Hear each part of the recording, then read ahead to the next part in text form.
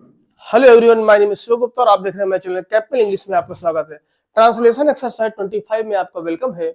आज हम हमेशा की तरीके फेक ट्रांसलेशन की प्रैक्टिस करेंगे। देखिए, इंग्लिश स्पोकन में हमारा ट्रांसलेशन में एक बहुत महत्वपूर्ण टॉपिक है।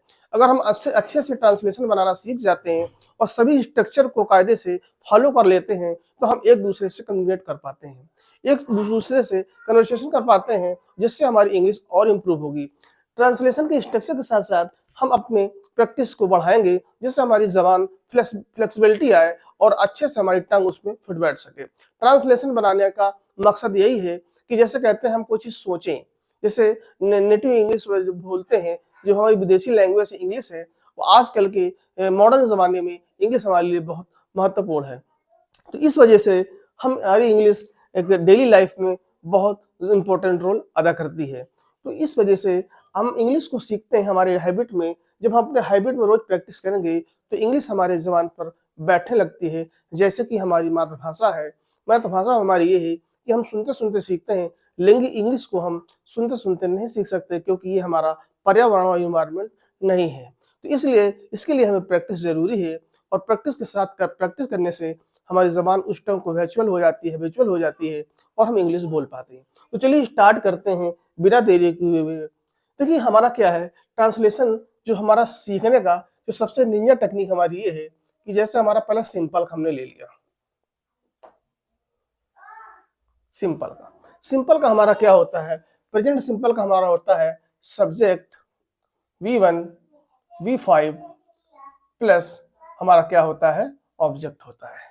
पास्ट में हमारा होता है सब्जेक्ट और वर्ब टू और ऑब्जेक्ट, और ये फ्यूचर में हमारा होता है विल प्लस वर्ब और प्लस हमारा ऑब्जेक्ट। एग्जाम्पल के लिए देखते हैं कि जैसे मैंने किया, क्या किया, आई डू। मैं करता हूं, आई डू, और मैंने किया, आई डिड। डू की सेकंड फॉर्म हमारी डिड हो गई, आई डिड। मैं करूंगा, आई विल डू।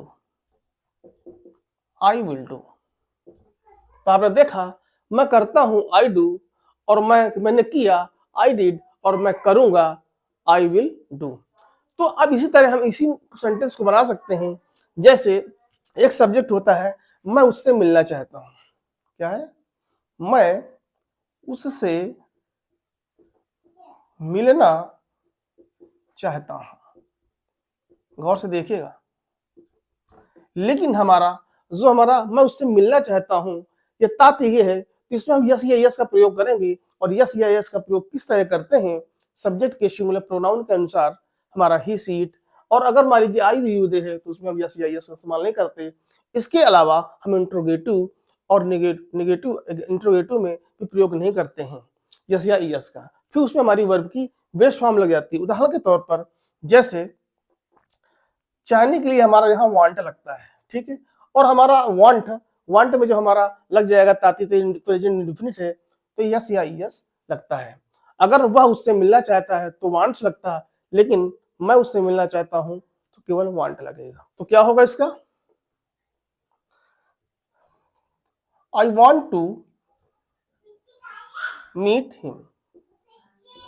आपने सीधा देखा, मैं उससे मिलना चाहता हूं, I want to meet him. मैं उससे मिलना चाहता था, देखिए पास्ट में हो गया, मैं उससे मिलना चाहता था तो हो जाएगा I wanted to meet him. I wanted, इसकी वर्ब के सेकंड फॉर्म लगे, I wanted to meet him.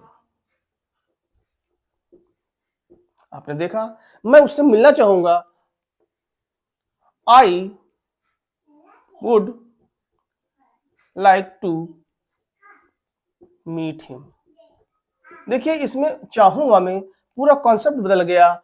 चाहने, मैं उससे चाहूंगा, I would like to meet him, लेकिन यहां पर हमारा मैं चाहता हूं, I want to meet him. मैं उससे मिलना चाहता था, I wanted to meet him. तो यहाँ पे वर्ब की सेकंड फॉर्म लगी, जैसे हमारी ये लगी।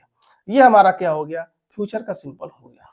ठीक है, इसी तरह आप इसमें आप इंट्रोगेटिव बना सकते हैं कि क्या मैं उससे मिलना चाहता हूं, इस तरह आप बना सकते हैं। और मैं क्या उससे मिलना चाहता हूं, इस तरह भी आप बना सकते हैं। आप सेंटेंस के अकॉर्डिंग आप बना सकते हैं। इसके अलावा कोई काम करना या पड़ा होने के सेंस में क्या हमारा होता है, subject has to, had to, will, sorry, will have to। इसमें होता है करना पड़ा, करना पड़ता है, करना पड़ा और करना पड़ेगा। एग्जाम्पल के तौर पे हम देख लेते हैं यहां पर कि जैसे मैं यह काम करता हूं, तो क्या होगा, मैं यह काम करता हूं, आई डू दिस वर्क। मैं करता हूं यह काम, आई डू दिस वर्क। इसके अलावा अगर आप कहते हैं मुझे यह काम करना पड़ता है, अब करना पड़ता है, मुझे यह काम करना पड़ता है, I have to do this work. Simple, ठीक। अब इसमें अगर उसे यह काम करना पड़ता तो हैज टू आता, मुझे काम करना पड़ता तो हैव टू आया, ही आता, वी आता तो भी हैव लगता, दे आता तो भी हैव लगता। तो इस तरीके कहने का मतलब है कि he she it third person singular के साथ हैव और आई वी यू दे के साथ हम हैव टू लगाते हैं। तो हैव टू में कोई चीज करना पड़ता है तो क्या है, I have to do this work. अब इसको आप अगर पास्ट में करेंगे, मैं यह काम, मुझे यह काम करना पड़ा तो क्या होगा, I had to do this work. और मुझे यह काम करना पड़ेगा तो I will have to do this work. तो ये हमारा क्या है, जब हमें कोई काम करना पड़ता है तो क्या है, I have to do this work, मुझे यह काम करना है, I have to do this work, I have to do this work, मुझे यह काम करना पड़ा, I will have to do this work, मुझे यह काम करना पड़ा। तो उम्मीद है कि आपको इस तरह, अब इसमें अगर आप चाहें, अब ये तो हमारा सिंपल हो गया, अब इसमें अगर आप चाहें तो यहां पर आप ऐसे कर सकते हैं, ये तो हमारा सिंपल का, ये क्या है हमारा प्रेजेंट का सिंपल हो गया, पास्ट का सिंपल हो गया, फ्यूचर का सिंपल हो गया। इसके बाद अगर आप कॉन्टिन्यूअस का बनाएंगे तो फिर इसमें क्या होगा, आपका subject is am are plus verb के साथ आपकी आईएनजी लग जाएगी और फिर आपकी क्या लग जाएगी, ऑब्जेक्ट लग जाएगा।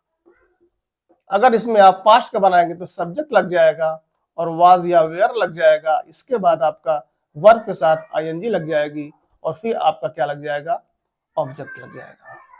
इसमें सब्जेक्ट विल, फिर इसके बाद आपकी वर्ब के साथ आईएनजी लग जाएगी और फिर इसके बाद आपका ऑब्जेक्ट लग जाएगा।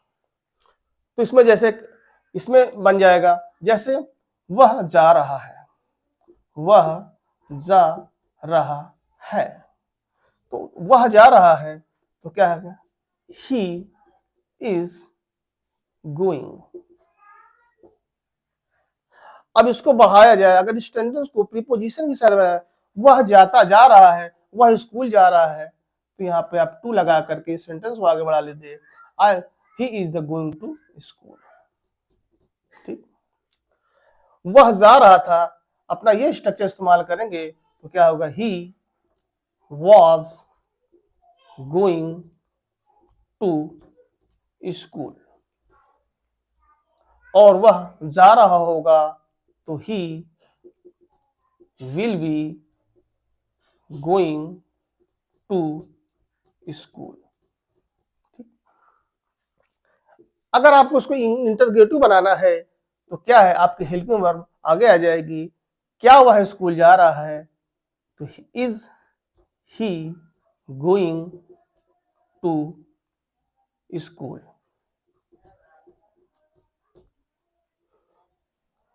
क्या वह स्कूल जा रहा था?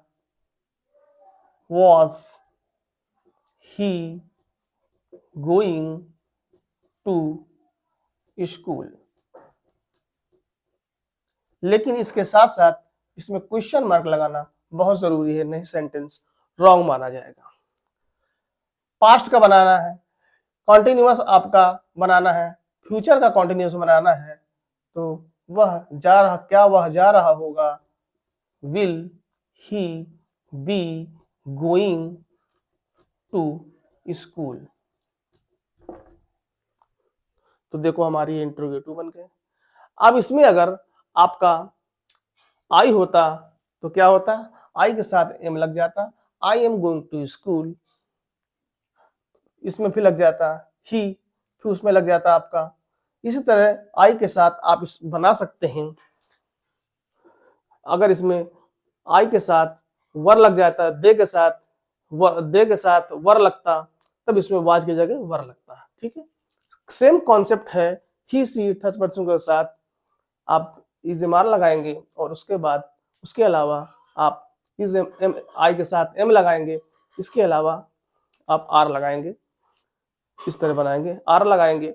इसके अलावा विल बी में आप पास्ट वाले में वाज वेयर कैसे लगाएंगे? ही सी थर्ड पर्सन सिंगुलर के साथ वाज, और इसके अलावा आई वी यू दे के साथ वर का इस्तेमाल करेंगे।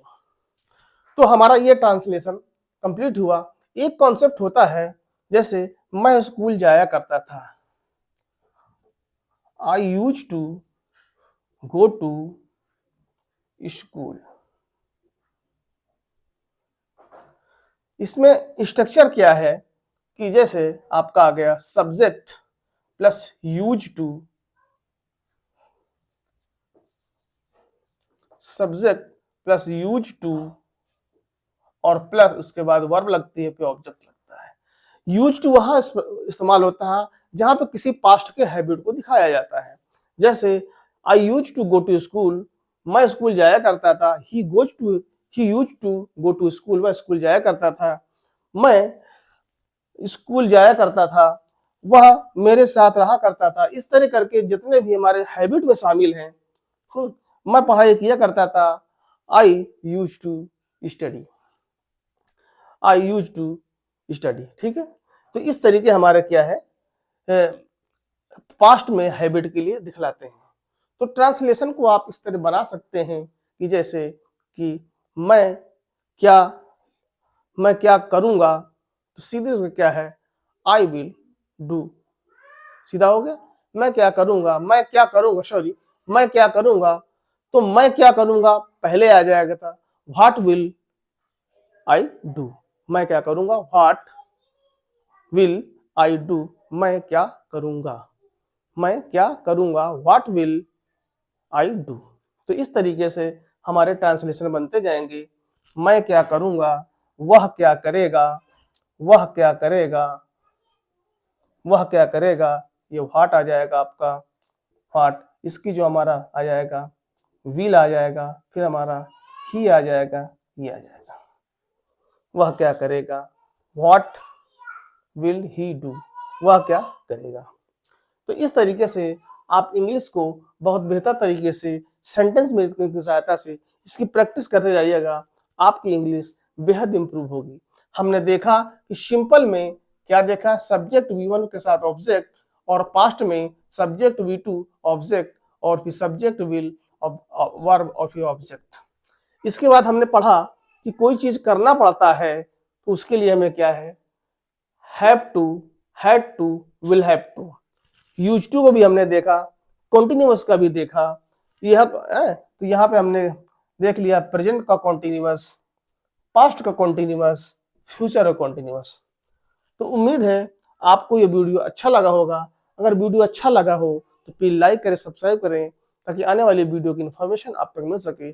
चलिए मिलते हैं नेक्स्ट वीडियो में। Thank you so much watching this video. Good morning.